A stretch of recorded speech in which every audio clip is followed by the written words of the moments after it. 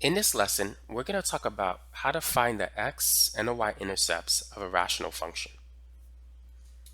Let's begin by finding the y-intercept first. In order to find the y-intercept, we need to set x equal to 0 and we need to solve for y. Let's go ahead and do that. So we're going to have 8 minus 2 times 0 over 5 minus 3 times 0. Now, 0 times anything is 0. So we simply get 8 over 5 as our answer. So that's the y-intercept. Now, we can write the answer as an ordered pair. We can write it as 0, 8 over 5. So that's all you need to do in order to find the y-intercept.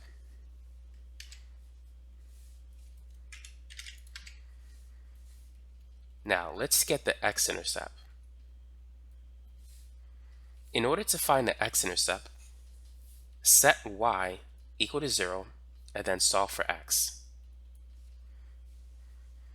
So we're going to have 0 is equal to 8 minus 2x over 5 minus 3x. Now what I'm going to do is I'm going to rewrite 0 as a fraction. 0 is equivalent to 0 over 1. Now we can cross multiply. So I have 1 times 8 minus 2x, which is just 8 minus 2x, and that equals 0 times 5 minus 3x. Now 0 times anything is simply 0. Next, we can add 2x to both sides. So we get 8 is equal to 2x. And then to isolate x, we could divide both sides by 2. So x is 8 over 2, which is 4. So the x-intercept is going to be 4, 0 as an ordered pair. So that's how we could find the x and the y-intercepts of a rational function. So remember, in order to find the x-intercept, set y equal to 0. In order to find the y-intercept, set x equal to 0 and solve for y. For the x-intercept, after you set y equal to 0, then you can solve for x. Now let's try another problem.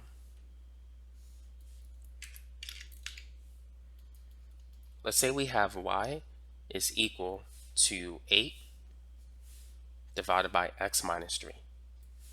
Go ahead and find the x and the y-intercepts for this particular rational function. So let's start with the y-intercept.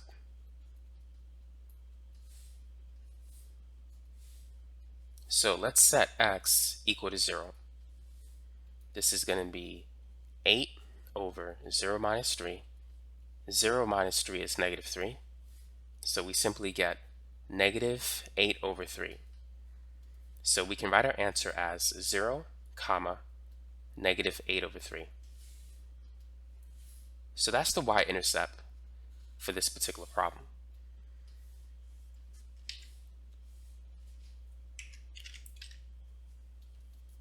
Now let's focus on the x-intercept. So this time we're going to set y equal to 0. We're going to solve for x. So 0 is equal to 8 over x minus 3. Let's put this over 1 and cross multiply. 1 times 8 is 8. 0 times x minus 3 is 0. 8 does not equal 0. So when you get an unequal expression like this, it means that there is no x-intercept. There's none. So that's it for this problem.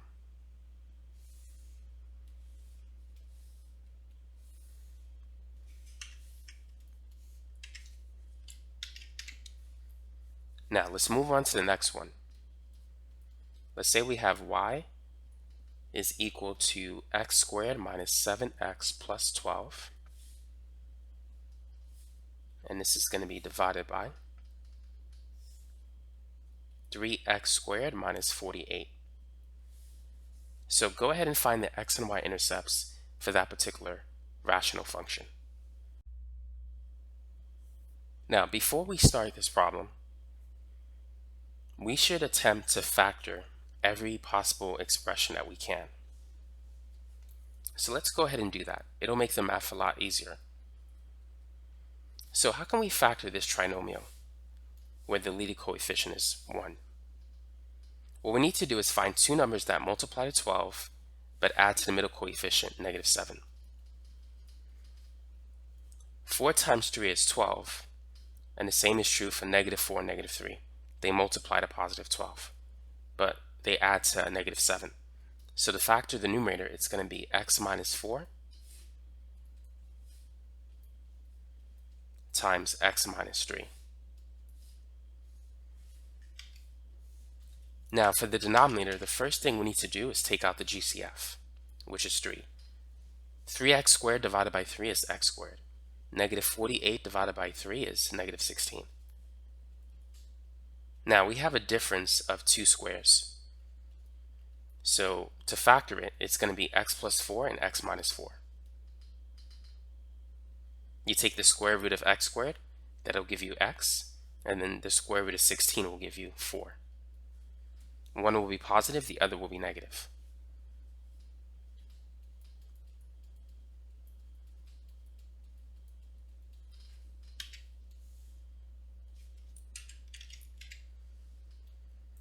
So notice that we have a common factor that we could cancel out, which is x minus 4. So we're left with x minus 3 divided by 3x plus 4. So now let's go ahead and find the y-intercept.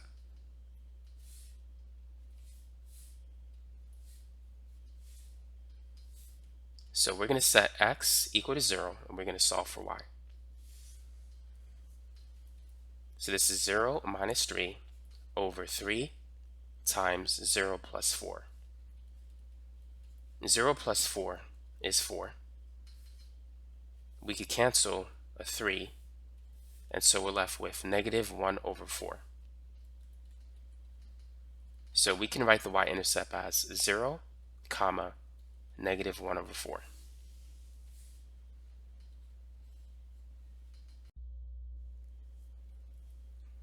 Now, let's focus on the x-intercept.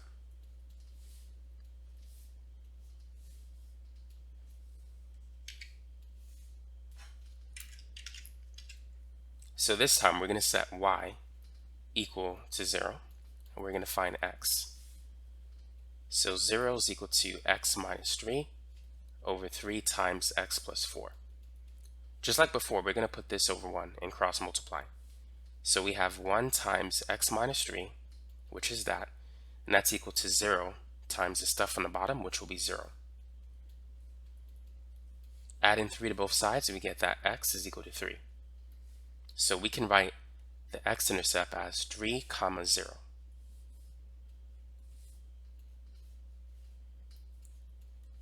And so that's it for this problem. So now you know how to find the x and y-intercepts of any rational function. Pretty much you just need to follow the procedure that you've learned in this video, and that should give you the answer.